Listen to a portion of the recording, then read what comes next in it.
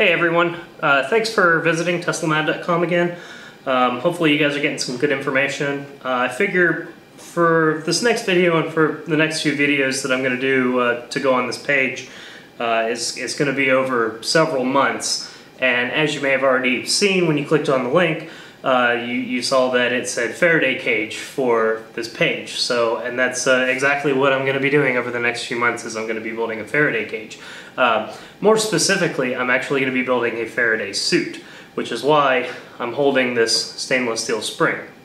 And I know you're asking yourself, what on earth does a stainless steel spring have anything to do with a Faraday cage or a Faraday suit? And the reason why is this is actually going to be small individual rings that I'll end up cutting this, and I'm actually going to be making a complete body chainmail suit. So this is just kind of a video introducing you to it, kind of introducing you to the process.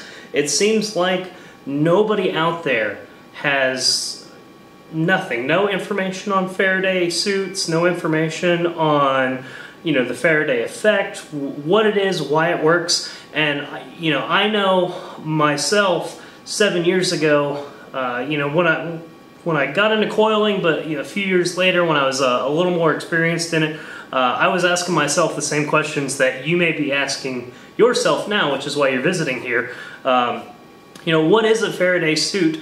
How does it work? And you may want to build one, and how does it actually keep me safe? So what I'm going to be doing actually is I'm going to take you through the process. Now, this doesn't mean that I want you to go out and build your own Faraday suit. Keep in mind, it's very dangerous. It's a stunt. You should already know. You should be reading the disclaimer, everything about high voltage.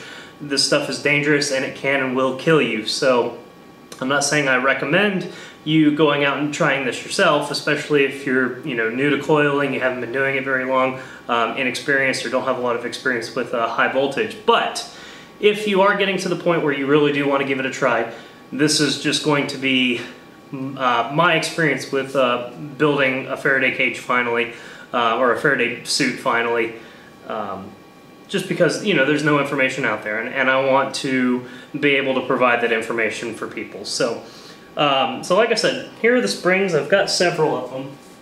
I've been working tonight for a few hours now to get some springs going, and what I'll show you is some of the pieces that I've already done.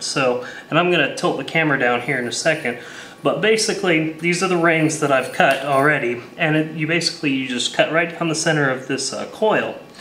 I know you're asking, well, how do you make the coil? What I'm going to do actually is I'm going to cut the camera off now, and I'll put everything up here on the table and actually show you the winding rig that I built to make these springs, and then show you some of the tools that I'm using, and just how it works. So see below at the next video, read along, and just stick with me over the next few months as this suit slowly comes together. Thanks.